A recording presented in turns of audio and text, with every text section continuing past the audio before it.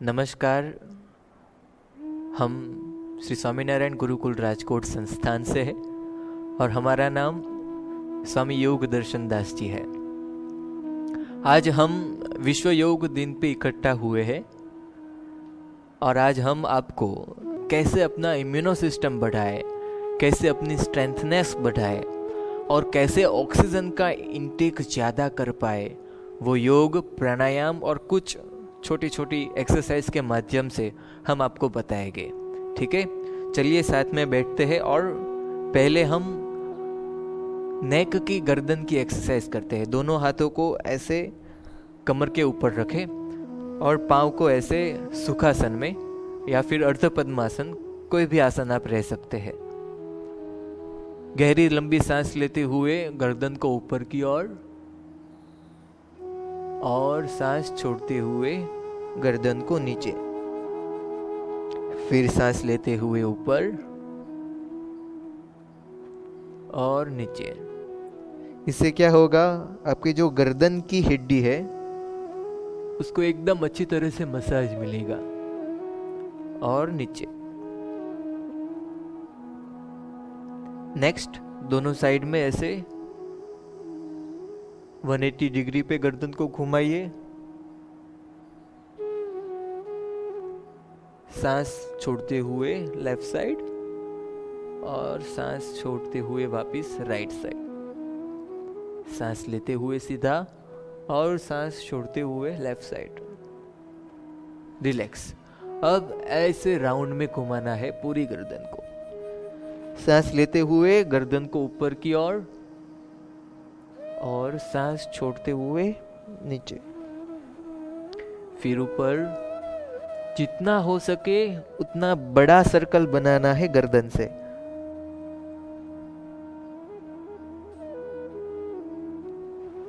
Next side 1। सांस लेते हुए ऊपर और सांस छोड़ते हुए नीचे की ओर। फिर से ऊपर और नीचे, ऊपर नीचे, ऊपर और नीचे। रिलैक्स। ये जो एक्सरसाइज है वो खास करके मस्तिष्क के ऊपर के भाग को और मस्तिष्क के नीचे पिछले वाले भाग को, जहाँ से हमारी सारी नर्व्स जो है, जो हमारे पूरे शरीर को संदेशा पहुंचाती है, उसके लिए ये जो एक्सरसाइज है बहुत अच्छी है। और साथों साथ जिसको ये गर्दन की तकलीफ बहुत रहती हो उसके लिए तो ये एक्सरसाइज बहुत ही बेस्ट है। नेक्स्ट एक्सरसाइज है, दोनों हाथ को ऐसे आगे रखें, एकदम ऐसे मुट्ठी बनाए और राउंड में, कलाई में से ऐसे राउंड में घुमाइए। 1 2 3 4 5 and 6। रिलैक्स। अब रिवर्स में 1 2 3 4 5 and 6। रिलैक्स। दोनों हाथ है उसको ऐसे शोल्डर के ऊपर रखें। ये जो एक्सरसाइज है वो खास करके हमारे शोल्डर के लिए बहुत ही उपयोगी है। जिसको फ्रोजन शोल्डर की तकलीफ हो वो ये आसन अवश्य करे, ये एक्सरसाइज अवश्य करे। ठीक है, दोनों हाथों को ऐसे आगे की ओर, दोनों कोहनियां एक दूसरे से टच होए ऐसा प्रयास करें। सांस लेते हुए ऊपर और सांस छोड़ते हुए नीचे की ओर। जितना हो सके उतना बड़ा सर्कल बनाए दोनों कोहनियों से। सांस लेते हुए ऊपर और सांस छोड़ते हुए नीचे। रिलैक्स। ऐसे ही रिवर्स में करेंगे। सांस लेते हुए ऊपर, जितना हो सके उतना बड़ा सर्कल बनाइए, सांस छोड़ते हुए नीचे। जब दोनों कोहनियां आगे आए तब एक दूसरे को टच करवाने की कोशिश कीजिए। फिर से सांस लेते हुए ऊपर और सांस छोड़ते हुए नीचे। रिलैक्स। दोनों हाथों को आगे की ओर ऐसे सीधा कीजिए। दोनों पंजे की 5-10 उंगलियां को ऐसे वाइड करें।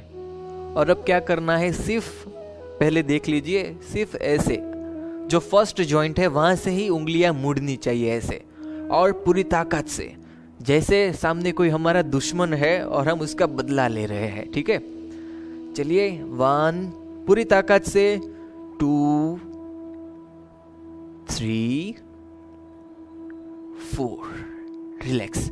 इससे जो है ये जो हमारे मसल्स है, और साथों साथ होता क्या है, जब हमारी उम्र बढ़ती जाती है तब हाथ की ग्रिप जो है वो लूज होती जाती है। तो अगर हम ये एक्सरसाइज रोजाना करेंगे तो हाथ की ग्रिप भी आ जाएगी, हाथ की स्ट्रेंथनेस भी आ जाएगी, और ये जो मसल्स है वो एकदम मजबूत बनेंगे। नेक्स्ट एक्सरसाइज है, दोनों पैरों को ऐसे वाइड करना है। ठीक है, इतना वाइड कीजिए, फॉर एग्जाम्पल 90 डिग्री हो पाता है तो 90 डिग्री, और उससे ज्यादा हो पाता है तो उससे ज्यादा। दोनों एंड्स को ऐसे वाइड करना है। और ये जो एक्सरसाइज है वो खास करके हमारे कमर के साइड्स के जो प्रॉब्लम्स है उसके लिए बहुत अच्छी रहती है। ये जो हाथ है राइट हैंड, वो राइट हैंड से लेफ्ट को टच करने की कोशिश करनी है, और दूसरा हैंड पीछे और वहां पे दृष्टि करनी है। और वैसे ही नेक्स्ट लेग, और जो हाथ पीछे है वहां पे दृष्टि करनी है। ठीक है, स्टार्ट 1 2 3 4 5 6 7 और 8 रिलैक्स। चलिए अब हम आसन की ओर जाते हैं। ये जो एक्सरसाइज है अगर आसन के पूर्व में, आसन के पहले कर लेते हैं हम, तो खास करके जब हम आसन करते हैं उसके लिए ये सभी एक्सरसाइज बहुत ही बेस्ट रहती है, क्योंकि ये सब एक्सरसाइज को वार्म अप एक्सरसाइज भी बोलते हैं। जब हम आसन करते हैं उससे पहले थोड़ा वार्म अप एक्सरसाइज हो जाता है तो आसन करने में कोई दिक्कत नहीं रहती है, आसन आसानी से हो पाता है। चलिए अर्ध पद्मासन, ऐसे एक पैर को ऊपर रखिए और एक पैर को नीचे। अगर आप पद्मासन कर सकते हैं तो पद्मासन भी कर लेना, मगर सीनियर सिटीजन के लिए खास करके अर्ध पद्मासन बेस्ट रहता है। ऐसे अर्ध पद्मासन करना है। दोनों हाथों की उंगली और अंगूठे को ऐसे संपुट कीजिए ज्ञान मुद्रा में, और दोनों को घुटनों की ओर टेक दीजिए। दोनों आंखें बंद, एक गहरी लंबी सांस, और पूरी की पूरी सांस धीरे धीरे धीरे धीरे बाहर निकालिए। फिर से एक बार सांस लीजिए, और अब सांस छोड़ते हुए एक साथ 3 बार हम ओमकार का नाद करेंगे।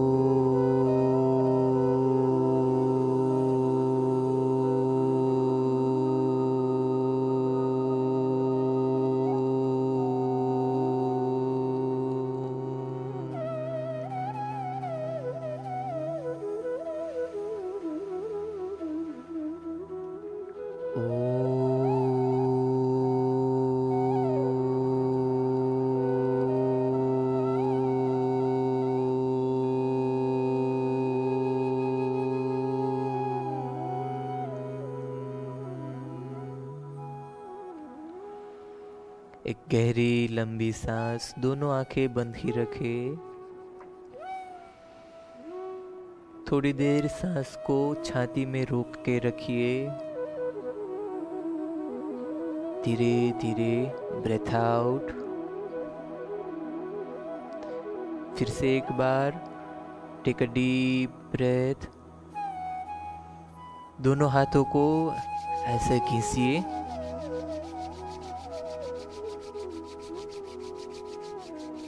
और दोनों हथेलियों को दोनों आंखों के ऊपर रखें।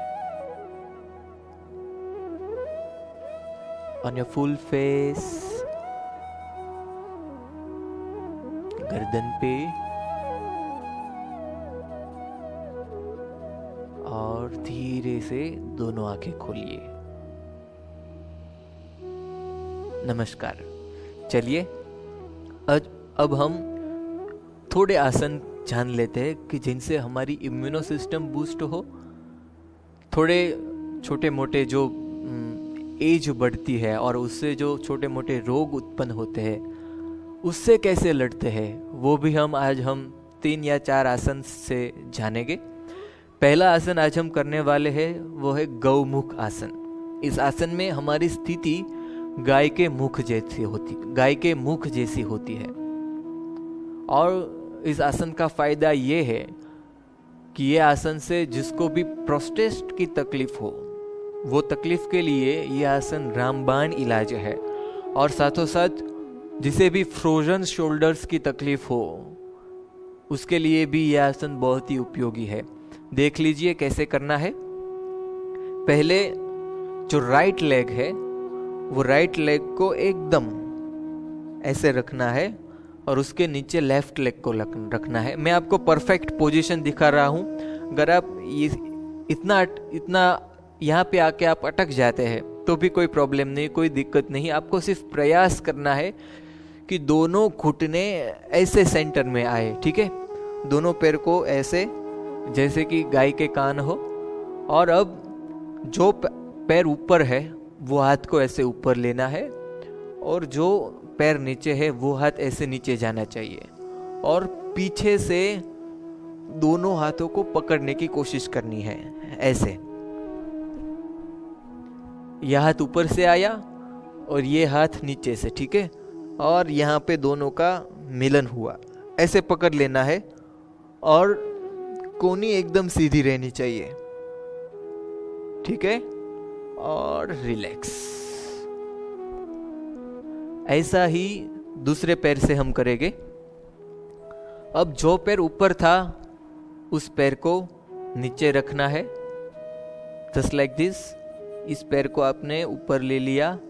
Now it's turn of left leg to be on upper. याद रहे ऐसी कोशिश करनी है कि दोनों घुटने सीधी लाइन में रहे। अब लेफ्ट हैंड को ऊपर और राइट हैंड को नीचे से ऐसे पकड़ लेना है।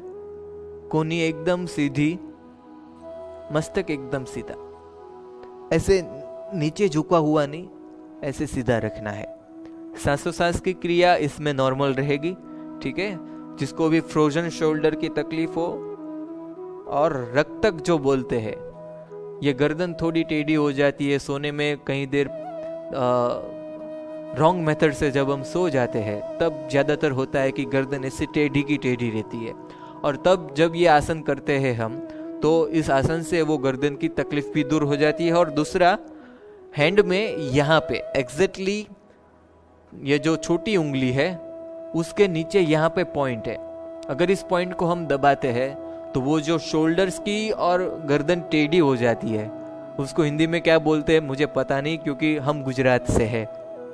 तो फिर अगर हम ये पॉइंट दबाते हैं तो वो शोल्डर्स की जो तकलीफ है वो भी दूर हो जाती है और गर्दन की जो तकलीफ है विथ इन सेकेंड्स, आपने ये दबाया 30 सेकेंड्स दबाना है 3 टाइम दबाने के तुरंत ही वो गर्दन की तकलीफ चली जाएगी, ठीक है। चलो नेक्स्ट आसन पे हम जाते हैं। आसन का नाम है भुजंग आसन। यह आसन खास करके जिसको भी वुमेन्स के लिए यह आसन बहुत ही बेस्ट है। और ये जो चेस्ट है वो हमारी ब्रीथिंग की जो प्रोसेस है, डीप ब्रीथिंग, चेस्ट के सांस लेने की जो क्षमता है उसे ये भुजंग आसन बढ़ाता है। चलिए पेट के बल पर ऐसे लेट जाना है, ऐसे लेट गए पेट के बल पर और दोनों हाथ को छाती के एग्जैक्ट पास रखना है। यहाँ पे एक गहरी लंबी सांस लेते हुए, सांस को रोकते हुए ऊपर की ओर, जितना ऊपर जा सके उतना ऊपर जाना है और गर्दन को पीछे की ओर झुकाना है। सांस को रोक के रखे और रिलैक्स। ये जो आसन है वो कम से कम 10 से 15 सेकंड तक टिकाना है। और आसन फिनिश हो जाने के बाद ऐसे नॉर्मल पोजीशन में आना है। ठीक है। अब दूसरा आसन जो हम करने जा रहे हैं वो भी खास करके चेस्ट की ब्रीथिंग कैपेसिटी है उसको बढ़ाने के लिए ही है। दोनों हाथ को ऐसे रखना है और गहरी लंबी सांस लेते हुए without support of your hands ऐसे ऊपर उठना है। यह भुजंगासन का दूसरा प्रकार है। खास करके जिसको भी पीठ का दर्द हो, कमर दर्द हो, उसके लिए ये आसन रामबाण इलाज है, अक्षर औषधि है ये आसन। रिलैक्स, धीरे से नीचे, थोड़ी देर आराम, गहरी लंबी सांस लेते जाइए।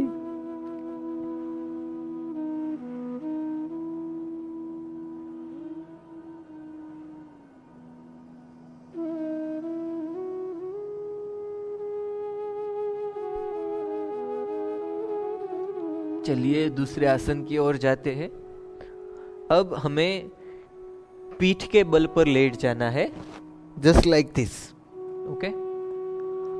हम ये जो आसन करने जा रहे हैं, ये आसन खास करके अजीर्ण जिसको भी रहता है और कब्जियत की तकलीफ जिसको भी है, साथों साथ ये आसन आज जो ये कोविड-19 की प्रॉब्लम जो है, जो इम्यूनो सिस्टम जिसकी कमजोर हो उसे ये ज्यादा असर करता है। तो ये आसन जो है वो इम्यूनो सिस्टम भी बूस्ट करता है, साथों साथ अजीर्ण की तकलीफ हो वो भी दूर करता है, और कब्ज जिसको रहता हो, कॉन्स्टिपेशन जो बोलते हैं, तो उसे भी ये दूर करता है। गहरी लंबी सांस लेते हुए सांस को आधी बाहर निकालनी है, आधी पेट में रखनी है और 45 डिग्री दोनों पैर ऊंचे करने हैं। यह आसन 7 से 10 सेकंड तक टिकाना है। और जिसे भी वेट लॉस करना हो उसके लिए भी यह आसन बहुत ही उपयोगी है। रिलैक्स, एकदम धीरे से नीचे, थोड़ी देर शवासन में रहे।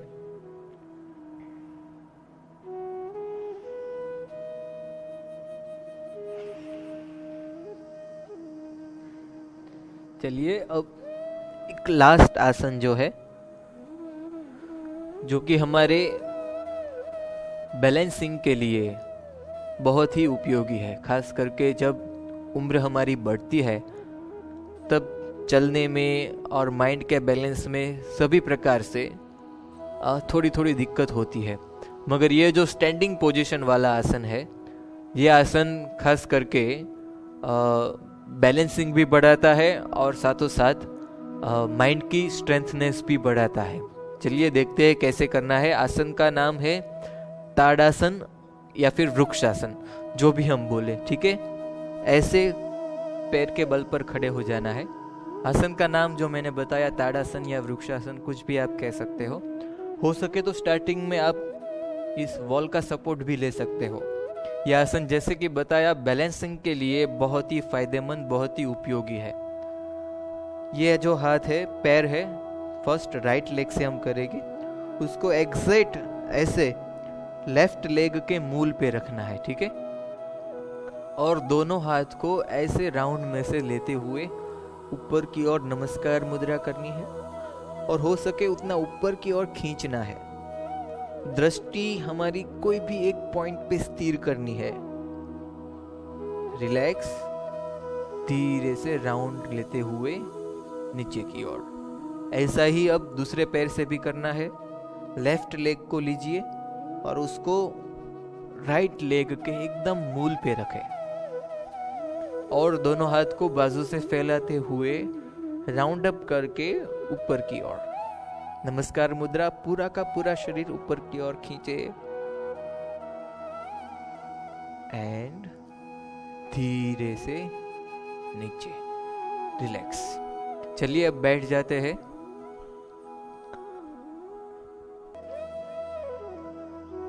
अब हम थोड़े प्राणायाम के माध्यम से ऑक्सीजन का इंटेक कैसे ज्यादा हो, हमारे फेफड़े की जो सांस लेने की क्षमता है वो कैसे बढ़ती है, और साथों साथ हमारी इम्यूनो सिस्टम भी इस प्राणायाम के माध्यम से और थोड़ी ब्रीथिंग टेक्निक्स के माध्यम से कैसे बढ़ती है वो जानेंगे। पहले पद्मासन में ऐसे बैठ जाइए। जिसको भी पद्मासन न हो वो अर्ध पद्मासन में भी बैठ सकता है। स्टार्टिंग हम करेंगे कपालभाति प्राणायाम से। ये कपालभाति प्राणायाम है वो खास करके हमारी जो पेट में कोई भी गड़बड़ी या तकलीफ हो या फिर वायु की जो तकलीफ हो उसे दूर करने में ये बहुत ही फायदेमंद रहता है। और साथों साथ कपाल यानी कि मस्तक और भाति यानी कि प्रकाश हमारे माइंड की जो क्षमता है उसे भी बढ़ाता है, मेमोरी पावर को भी बढ़ाता है। छोटे बच्चे, जुआन या फिर वृद्ध कोई भी ये प्राणायाम को कर सकता है। ठीक है, कपालभाति प्राणायाम में क्या करना है देख लीजिए। ये जो हमारा पेट है हमें केवल सांस बाहर निकालनी है, लाइक दिस।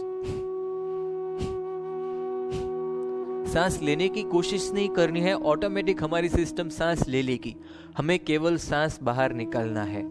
और हम सीनियर है तो फिर हमें 1 सेकेंड में एक ही स्ट्रोक लेना है और ऐसा 1 मिनट करना है कंटिन्यूअस। ऐसे 3 राउंड करने का है। ठीक है, चलिए स्टार्ट करते हैं। स्टार्ट।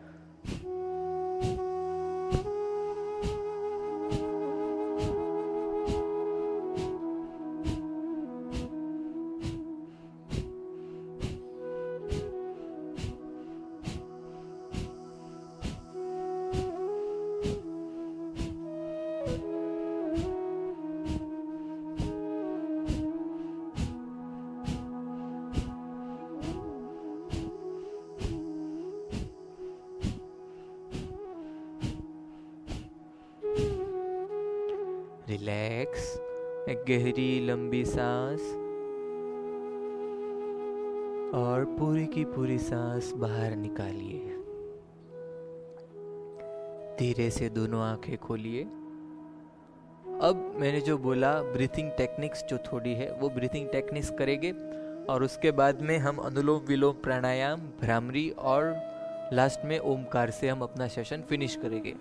ये जो ब्रीथिंग टेक्निक है खास करके हमारी जो लंग्स में 2 प्रकार होते हैं, लोअर लंग्स और अपर लंग्स। होता क्या है, हम सांस लेते हैं और छोड़ देते हैं, उसमें क्या होता है सिर्फ हमारे अपर लंग्स है वो ही इसमें एक्टिव रहते हैं और जो लोअर लंग्स है वो एक्टिव नहीं रहते हैं। अगर कोई पेट से सांस ले रहा है तो उसे क्या होता है, केवल लोअर लंग्स है वही एक्टिव रहते हैं, अपर लंग्स है वो ऐसे के ऐसे ही पड़े रहते हैं। तो फिर ये जो टेक्निक्स है lower breathing and upper breathing, ये टेक्निक्स से हम फेफड़े के जो 2 भाग है अपर और लोअर दोनों को एक्टिव कर सकेंगे। दोनों हाथ को ऐसे रखना है और यहाँ पे पेट के ऊपर रखना है। जब हम सांस लेते हैं तब हमारा पेट फूलना चाहिए और सांस छोड़ते हैं तब पेट ही अंदर जाना चाहिए। चेस्ट को वही स्थिति में रहने देना है। ठीक है, ऐसा 6 बार करना है। चलिए, गहरी लंबी सांस और पेट फूलना चाहिए। अगेन सांस को छोड़ते हुए पेट को अंदर, वापिस सांस लेते हुए पेट को बाहर लाइए और सांस छोड़ते हुए पेट अंदर।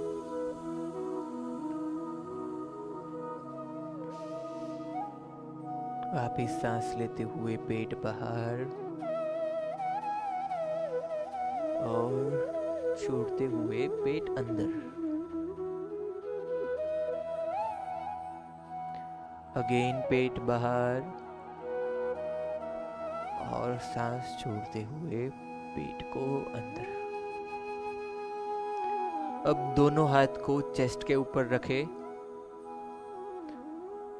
and with taking a deep breath raise your chest up।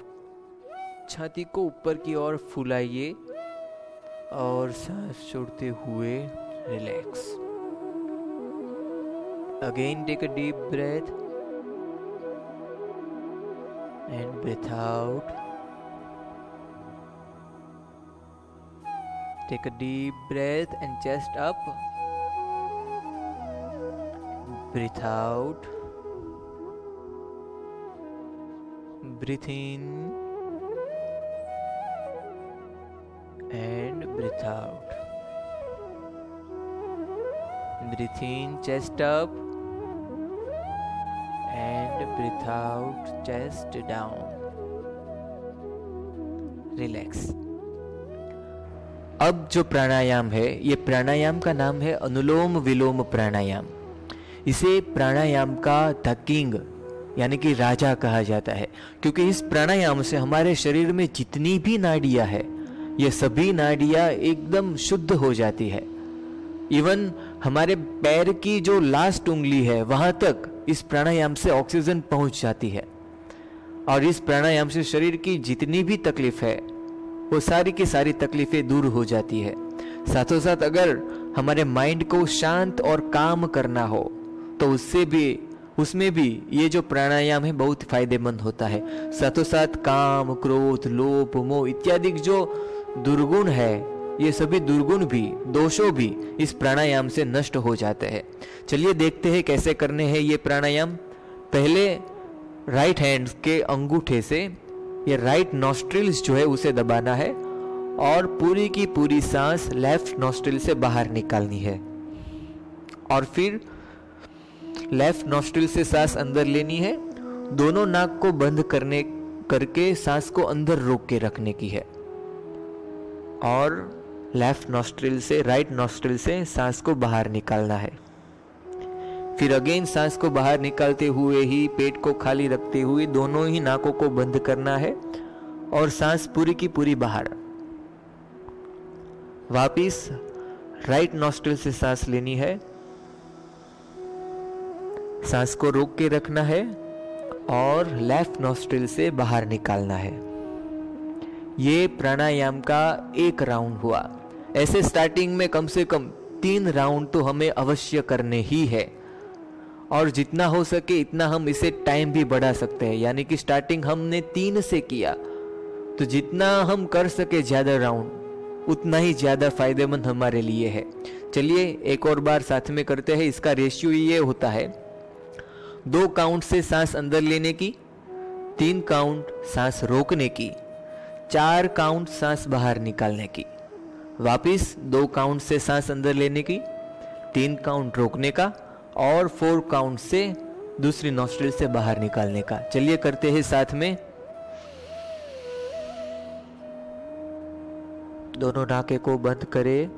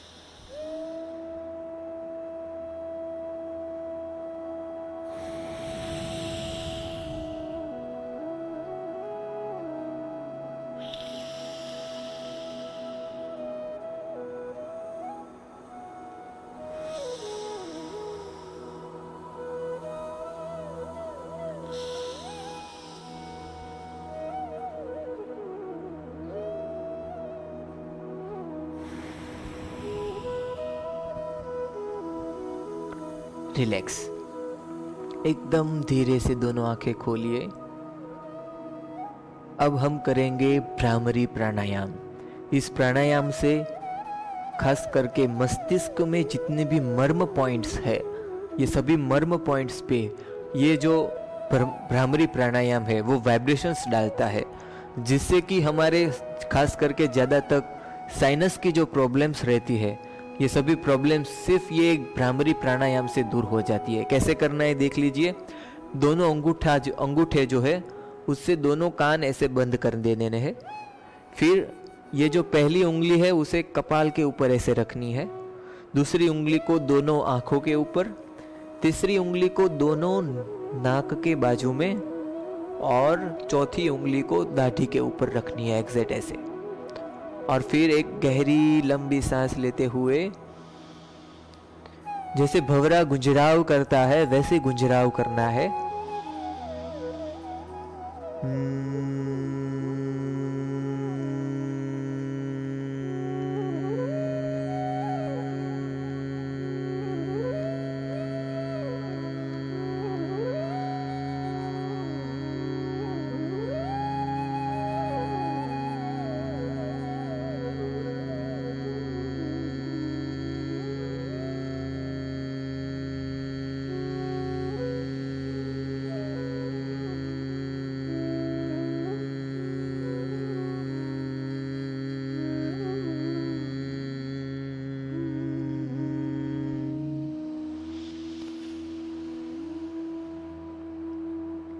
दोनों आंखें को बंद ही रखे।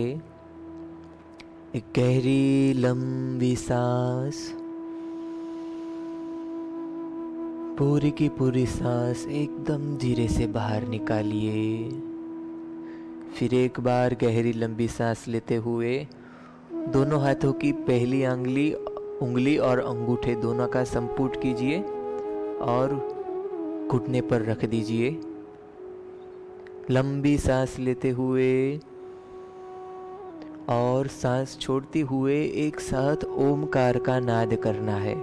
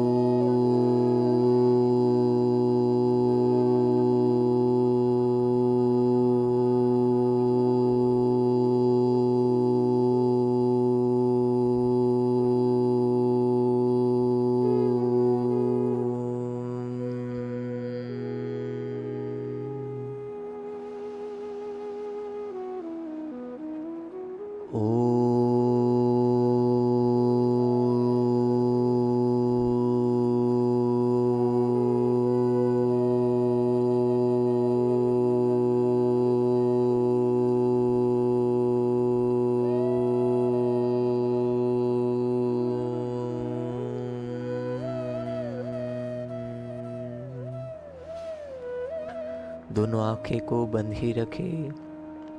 गहरी लंबी सांस लेते हुए दोनों हथेलियों को एक दूसरे के साथ घर्षण करवाइए।